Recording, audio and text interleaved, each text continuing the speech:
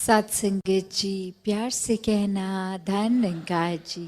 जहाँ हम सभी ने महापुरुषों के वाणी को श्रवण किया और भाव मन के हर एक के यही संदेश देते हुए कि इंसान का जीवन मिला है तो वाकई ही इंसान बनना है।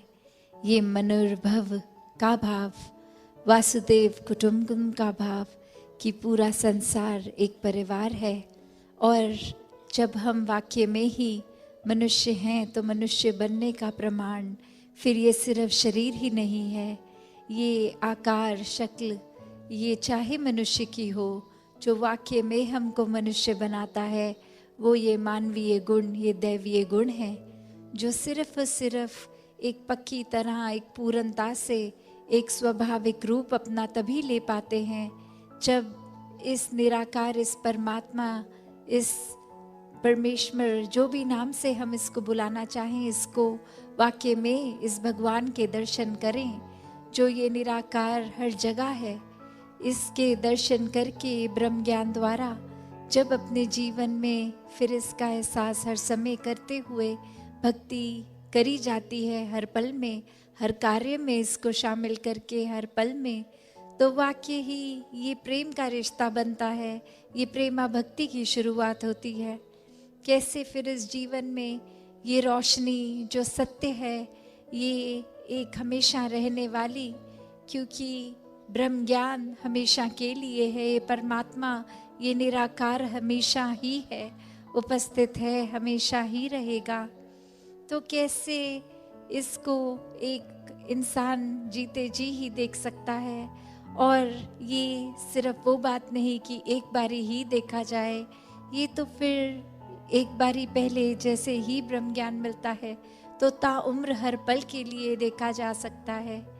जैसे अक्सर हम सुनते हैं कि जब आँख खुले तब सवेरा, तो वो बात होती है कि जब भी हम कोई अपने रास्ते से भटक रहे हों, जैसे ही एक समझ आ जाती है, एक सोझी आ जाती है, ये चेतनता, ये विवेक इशारा करता है कि हम जो कर रहे हैं ठीक नहीं है, तो उसी समय सुधार का काम हो सकता है। वो पल ही एक करेक्शन मोड में हम खुद को डाल सकते हैं। तो एक बात उसी से है, यह है कि जैसे ही ये एहसास होता है कि एक हमें दिशा बदलनी है, हम उसी समय वो उसको सही कर लेते हैं। और वहीं देखा जाए कि ये परमात्मा की रोशनी, ये सत्य, ये लाइट तो हर समय ही है, यहाँ तो हर समय ही सवेरा है। तो कैसे इस सवेरे में अपनी आँखों को ना बंद करें, जब परमात्मा वाक्य ही हर समय अंग संग है, तो इसके एहसास में क्यों नहीं रहा जा सकता। एक इससे आंखें बंद करके अपने दुनियावी माया रूपी कार्यों में इतने व्यस्त होके कि इसी का ही फिर एहसास खो दें, एक ध्यान ही इस परमात्मा से हट जाए और संसारिक वस्तुओं से, लोगों से इतना जुड़ जाए, तो फिर बात वही होती है कि एक रोशनी तो पूरी है पर आँख हमारी ही बंद है, तो हमें रोशनी वो नज़र नहीं आएगी। तो यही परमात्मा हर समय अंग संग है, जितना ज़्यादा इसका एहसास करें उतना ही एक जीवन भी वाकई ही रोशनीमय, एक सही रास्ते पे जिया जा सकता है। फिर वही बात जो हमेशा संत समझाते हैं कि ये परमात्मा तो हर समय देखा जा सकता है, ऐसा कोई भी पल नहीं है जिसमें परमात्मा नहीं है, या कोई ऐसी स्थान एक विशेष में ही सीमित नहीं है। ये तो असीम निराकार है, जो जितना भी आज तक हम इस ब्रह्मांड को जानते हैं उससे भी ये वास्ट, ये हमेशा चलता ही रहने वाला, इसका कोई अंत ही नहीं है, कि हर समय ये परमात्मा देखा जा सकता है। God can be seen every moment, in every aspect, in every place. It's not just limited or confined. तो ऐसा ही हर समय we can see God with our eyes, with this openness, this vastness that we see. The distance between two people, as we see, is an empty space. but in reality that consists of God, this divine light, this truth. तो कैसे ये एक दूसरे के ऊपर हमारी अगर नजर भी पड़ती है तो इसके बीच में कहने को तो ये खाली स्थान है जो इस नजर से देखेंगे, पर ब्रह्मज्ञानियों को, ये संतों महात्माओं को पता है कि ये खाली जगह भी खाली नहीं है, इसी में परमात्मा है, इसी का जो ये खाली स्थान नहीं कोई ऐसा जहाँ परमात्मा नहीं है। ये इंसानी शरीरों के अंदर भी यही परमात्मा है जो अंग संग हमेशा हर जगह है। तो कैसे अपने जीवन में जब ये बात घर कर लेती है, ये समझ आ जाता है ब्रह्म ज्ञान, तो हर पल ये बेरंगे रूप में ही ये परमात्मा हर एक में भी दिखता है। एक इस रूप में भी निराकार की जो समझ आ जाती है, फिर एक मन वाक्य ही मनुष्यता की ओर जाता है, फिर ये दैवीय गुण, ये मानवीय गुण स्वयं ही आ जाते हैं। और यही बात फिर सुकून की भी आती है कि कैसे ये एकत्व में सुकून है, ये एकत्व, ये रिश्ता, ये परमात्मा और इस आत्मा का, कि जब इस आत्मा को पता चल जाता है कि वाकई ही एक असली रूप क्या है इसका, चाहे शरीर में है पर शरीर इसकी असली पहचान नहीं है, ये परमात्मा का ही रूप, इसी में मिलना है, इसी से उत्पन्न हुई ये आत्मा।